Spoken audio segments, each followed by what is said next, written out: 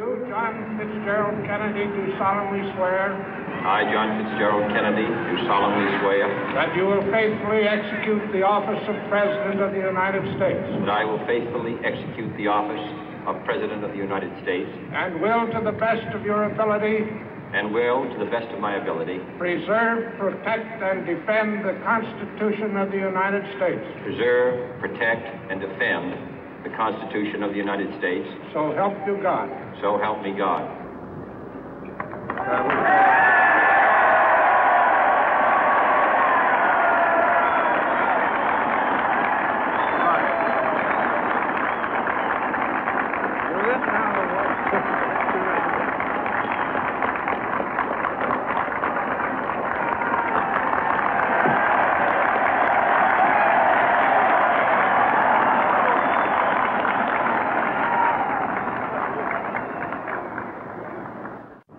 Vice President Johnson, Mr. Speaker, Mr. Chief Justice, President Eisenhower, Vice President Nixon, President Truman, Reverend clergy, fellow citizens.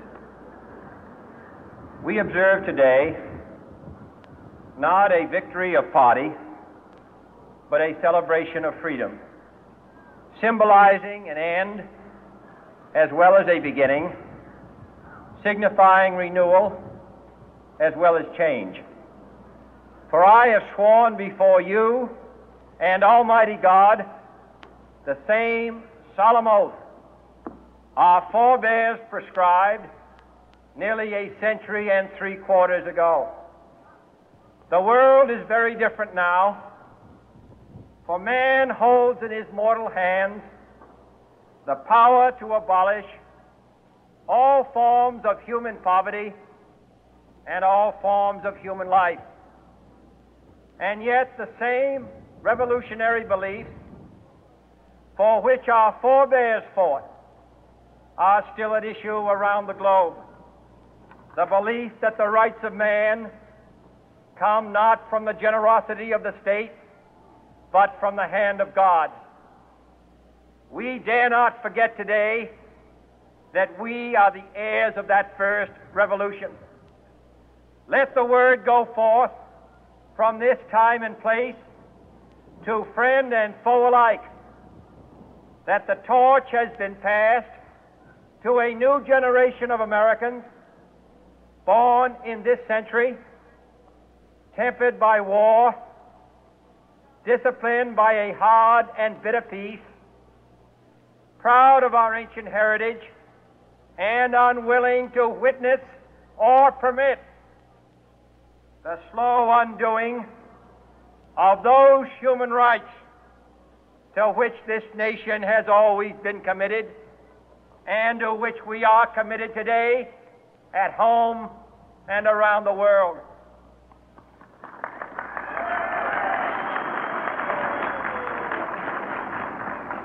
Let every nation know, whether it wishes us well or ill, that we shall pay any price, bear any burden, meet any hardship, support any friend, oppose any foe to assure the survival and the success of liberty.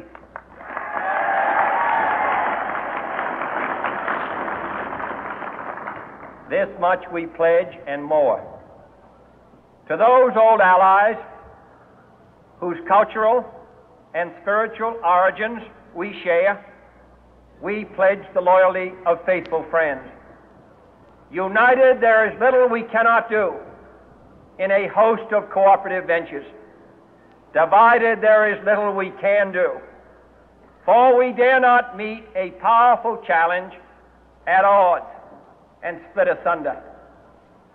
To those new states whom we welcome to the ranks of the free, we pledge our word that one form of colonial control shall not have passed away merely to be replaced by a far more iron tyranny. We shall not always expect to find them supporting our view, but we shall always hope to find them strongly supporting their own freedom, and to remember that in the past, those who foolishly sought power by riding the back of the tiger ended up inside.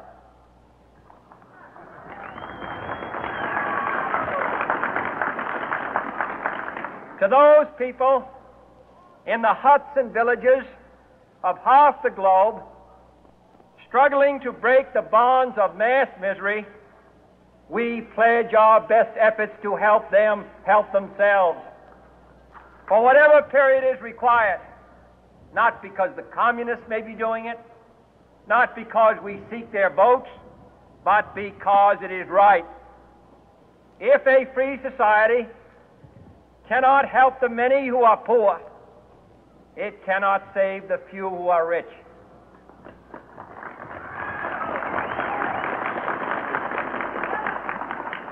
To our sister republics south of our border, we offer a special pledge to convert our good words into good deeds, in a new alliance for progress, to assist free men and free governments in casting off the chains of poverty. But this peaceful revolution of hope cannot become the prey of hostile powers. Let all our neighbors know that we shall join with them to oppose aggression or subversion anywhere in the Americas. And let every other power know that this hemisphere intends to remain the master of its own house.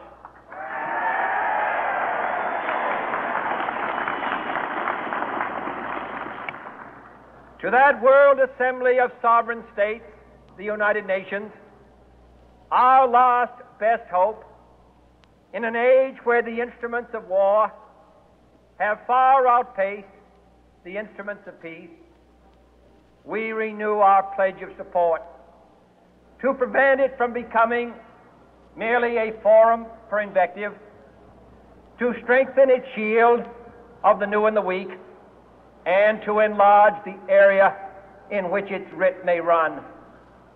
Finally, to those nations who would make themselves our adversary, we offer not a pledge, but a request that both sides begin anew the quest for peace.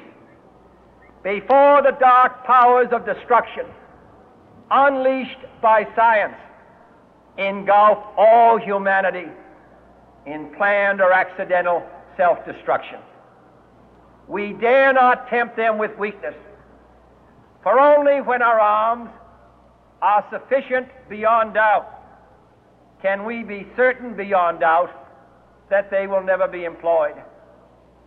But neither can two great and powerful groups of nations take comfort from our present course, both sides overburdened by the cost of modern weapons, both rightly alarmed by the steady spread of the deadly atom, yet both racing to alter that uncertain balance of terror that stays the hand of mankind's final war. So let us begin anew, remembering on both sides that civility is not a sign of weakness, and sincerity is always subject to proof. Let us never negotiate out of fear, but let us never fear to negotiate.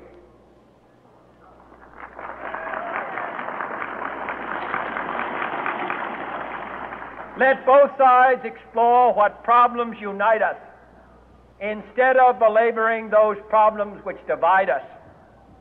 Let both sides, for the first time, formulate serious and precise proposals for the inspection and control of arms, and bring the absolute power to destroy other nations under the absolute control of all nations.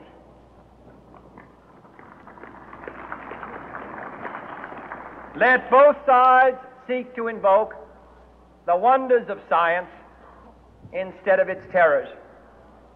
Together, let us explore the stars, conquer the deserts, eradicate disease, tap the ocean depth, and encourage the arts and commerce. Let both sides unite to heed in all corners of the earth the command of Isaiah to undo the heavy burden and let the oppressed go free. And if a beachhead of cooperation may push back the jungle of suspicion, let both sides join in creating a new endeavor, not a new balance of power, but a new world of law, where the strong are just and the weak secure and the peace preserved. All this will not be finished in the first 100 days, nor will it be finished in the first 1,000 days, nor in the life of this administration, nor even perhaps in our lifetime on this planet. But let us begin.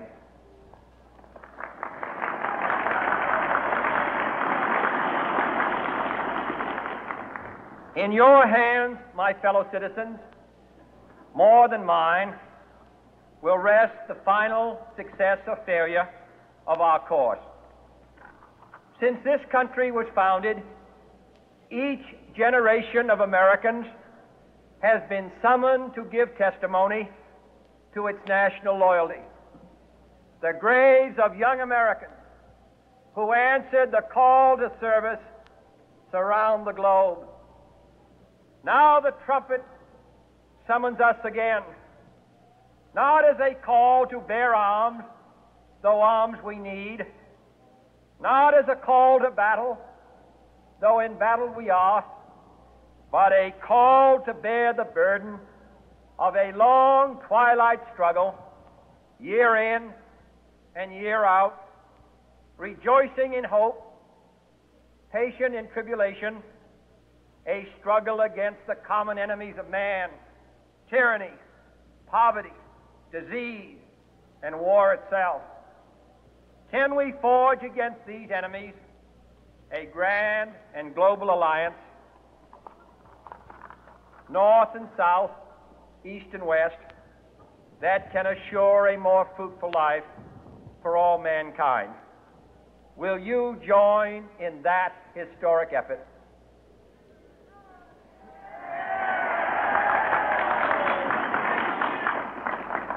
In the long history of the world, only a few generations